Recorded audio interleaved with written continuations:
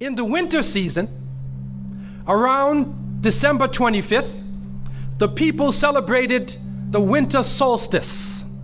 And so the winter solstice would come about somewhere from December 21st all the way to around January 6th or so.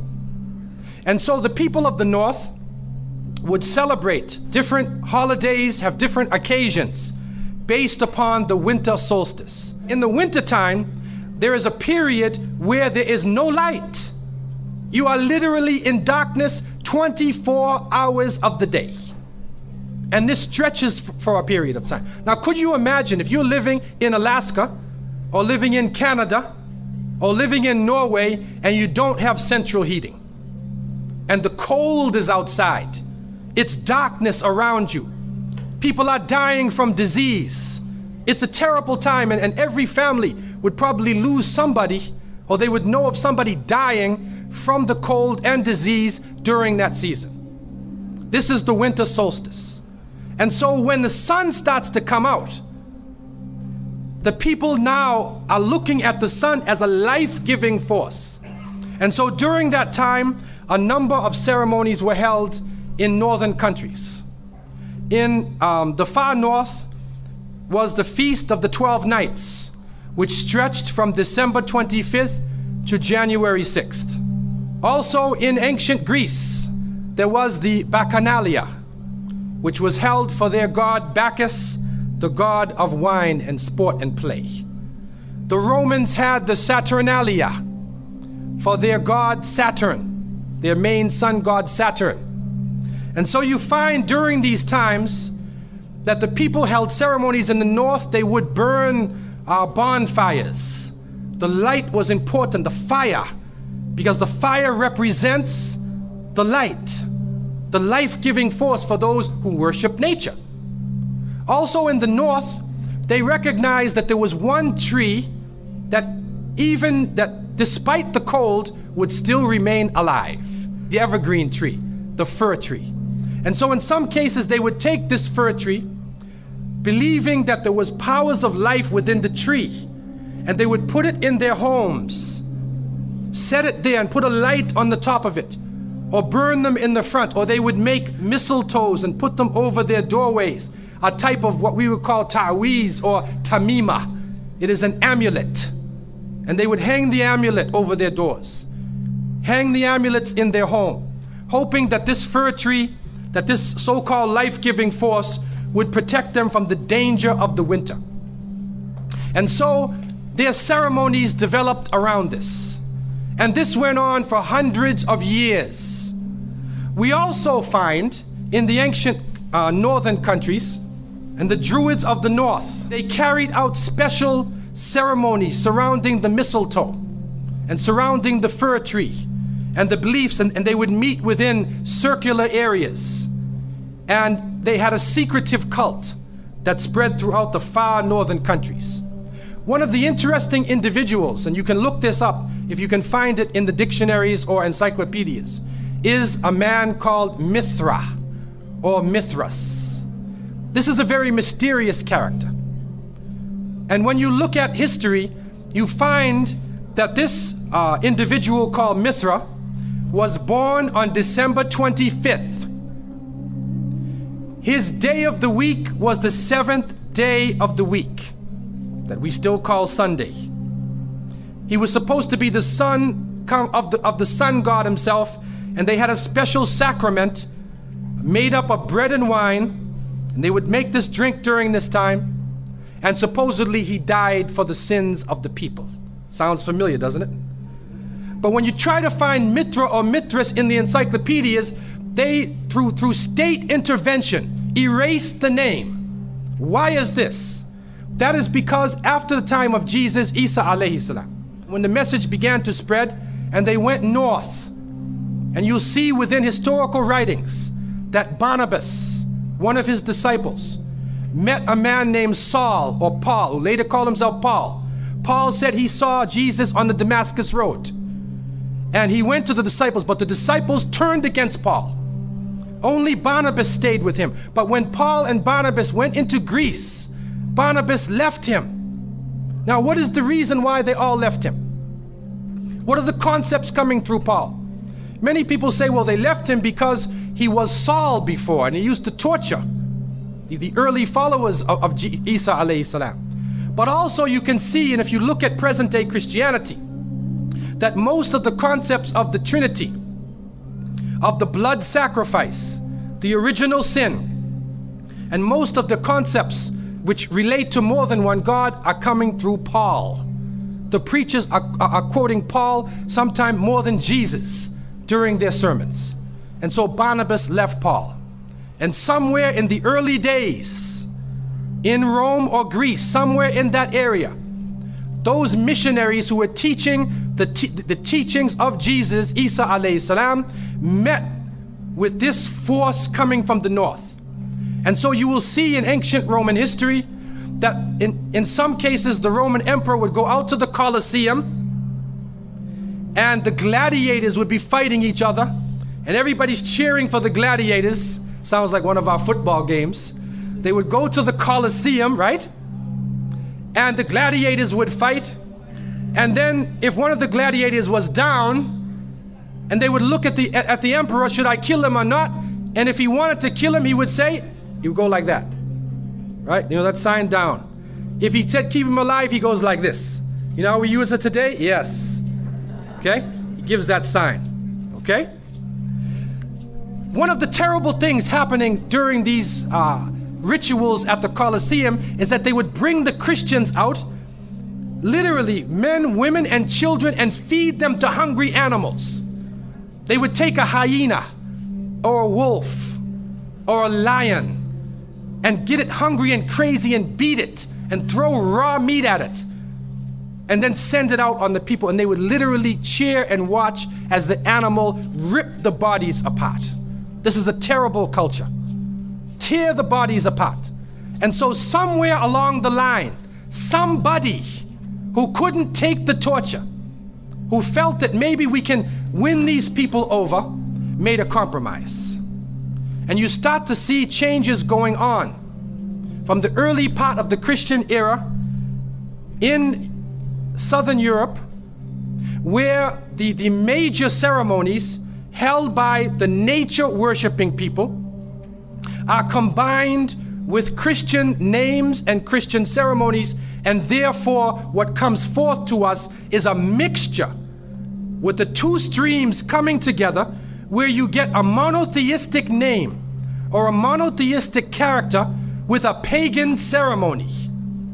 And so the mixture of this together is what is giving us the present day holidays that we see.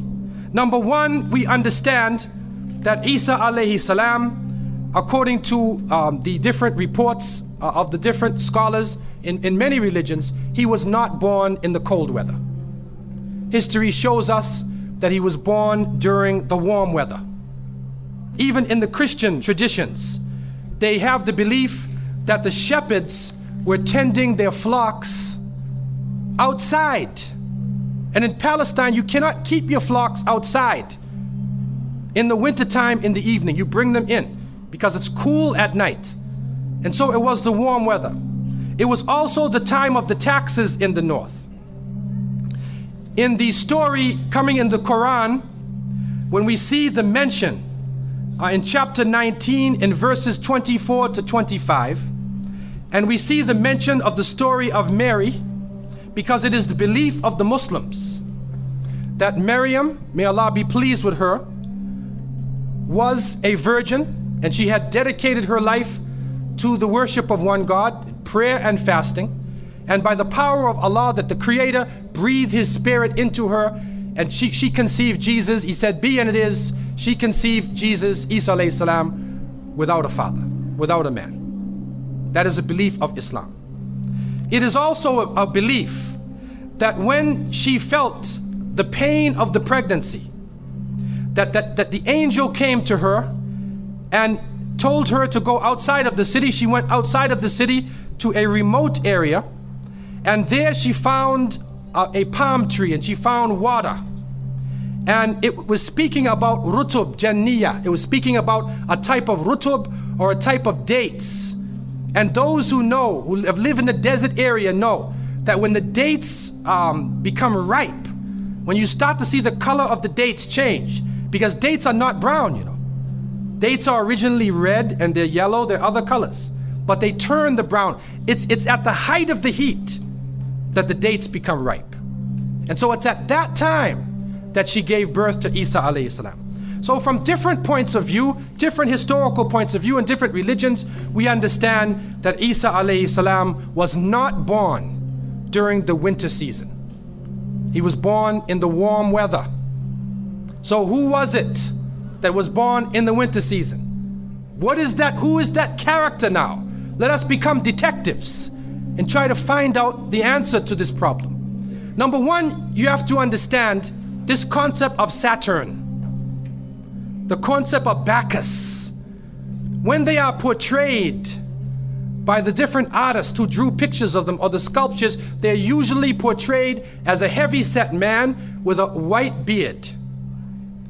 And when in the Sistine Chapel, Michelangelo drew his picture, you could see the long flowing beard, and there are actually pictures of this man on a sled being drawn by snakes with wings. Snakes with wings. Snakes do not normally fly. But in this case, the snakes have wings, and the heavy-set man is on his sled being drawn by these flying animals. Sound familiar to you now, doesn't it? He's being drawn by the flying animals. He's performing miracles. He's coming out on December 25th, which is not the birthday of Isa alayhi salam, has nothing to do with Christianity. It is the time of the Bacchanalia and the Saturnalia, and he is representing riotous fun, drunken reverie. And so what happens on Christmas, the Christmas season, especially in America, people today are not even thinking about Isa alayhi salam. They're not even thinking about Jesus. They're looking how they can get drunk. On Christmas, what is going on? In the Caribbean and many parts, if they offer you a Christmas pudding or Christmas pie or Christmas drink, watch out. Because it's probably laced with rum or wine. That's the spirit of the season. Now, this riotous occasion that was going on went so far that the Christian church banned it. And the Church of England, according to historical sources, actually banned it all the way to 1647. It was prohibited in England to celebrate Christmas because they saw Christmas as being a pagan holiday. This is an official position taken by the Christian church, the Church of England, who were known at that time as Puritans. What happened was an individual was superimposed. A name was superimposed. We hear about the name of Saint Nicholas. Saint Nicholas. Now, Saint Nicholas himself is actually coming from the ancient writings of Beowulf. And in these writings, which are done in the Scandinavian region, we find the name Nick or Nickel or Nicker. He was known as a demon, the demon of the north. He was known as the evil spirit of the north, the name of Odin, the evil principle. And so in Germany and in many of the northern countries, the people actually looked upon this so-called Saint Nick as being an evil force, and they would tell their children in the wintertime, don't go outside, because if you do, Nicholas will come along, Nickel will come along, he'll capture you, put you in his bag, and take you away. And so they used it as a negative concept. In Isaiah, in what is left of the Bible, in chapter 4, in 14:13, the devil is known as the prince of darkness, and it is an understanding that his throne, the seat of his power, is in the north. Somewhere in the north is the seat of power of this evil. And so the Germans also, when they depicted this Nicholas, or this Pelsnickel, as they would say, Pelsnickel in German, it means a furry devil. When they depicted him, they depicted him as a man with red fur. He had red fur coat, and his base was in the north, and he was the essence of evil. And the Church of England till 1647 took the position that this celebration could not go on. So what we are actually seeing is that the Christmas occasion was actually the time of evil. It was the time of the belief in the Saturnalia and the Bacchanalia. And because of this, they shifted the occasion to New Year's Eve. They shifted all of their feelings and their merriment and their evil to New Year's Eve. Now, before we go to that, looking back at Christmas, what is happening now in Christmas season? I don't know what goes on in Miami, but in the northern cities, on Christmas occasion, they put lights around and Santa Claus parades. Do you have a Santa Claus parade here? They have Santa Claus parades, and St. Nicholas is outside and he's in the streets and everybody's talking about St. Nicholas, and the poor children are taught that St. Nicholas is going to come down your chimney. Most people don't have chimneys in Miami anyway, but a 350-pound man is going to come down your chimney and bring you presents and keep his clothes white and red, and go to all of the homes in the area and put presents in your stockings and put presents under your tree, and then fly back out into space. And the poor father who sweat and toiled all year to get you the presents gets no credit for the present given to the child. St. Nicholas comes down the chimney, gives you this present, flies off into the night. And many of us were raised thinking, believing in this. Some of us would sneak into the night and look and see our father putting the present under the tree. We knew what he was doing anyway. But you went along with it, and the people say, well, you know, it's Christmas. Don't you like to have fun? You want to stop the children from having fun? What kind of people are you? But what are you teaching the children? You are using the name of Jesus, using the name of Isa alayhi salam, and you are using a figure who historically is the devil. The devil himself, wal-iyadhu billah. They are using his figure, and he has now taken over the Christmas season. Christmas now to most people means materialism. You have to buy presents for your cousins and your friends, and you got to buy about 34 presents. And you find that most American people are in debt for 6 months after Christmas. Now, where is Jesus? You get drunk, you fight, you lose all your money, the stores raise their prices. Isa alayhi salam is described as a very humble person. Most of the time he didn't wear shoes, only 1 or 2 changes of clothing. A very simple person, eating very simple food, fasting most of the time. You see what is going on? There are 2 streams now, a stream of polytheism, a stream of monotheism, and now the polytheism, the materialism, is overtaking the monotheism and standing in the way and taking over our society. And some foolish Muslims coming along from outside of in their country say, well, I just want to be an American. I want a tree too. So I said, one of the brothers said he had a Christmas tree in his house. He came for. I said, brother, do you know what the tree stands for? He said, no. Okay, I'll get a palm tree with dates. I'll make it halal, a halal Christmas tree. But brother, you have to understand what it means. You have to understand what it means. Number one, the Prophet ﷺ, when he spoke about, he talked about ar-ruqya, wa tama'im, wa tiwala. He said all of these things are shirk.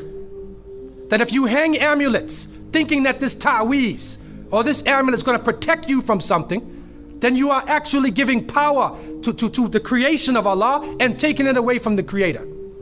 If you think that by making some spells, going to a magician and asking them to put a spell on someone, you want to get married, so you go to the Sahir and say, put a spell on Ali, I want to marry him. Put a spell on Zainab. What kind of marriage are you going to have if you go to the magician?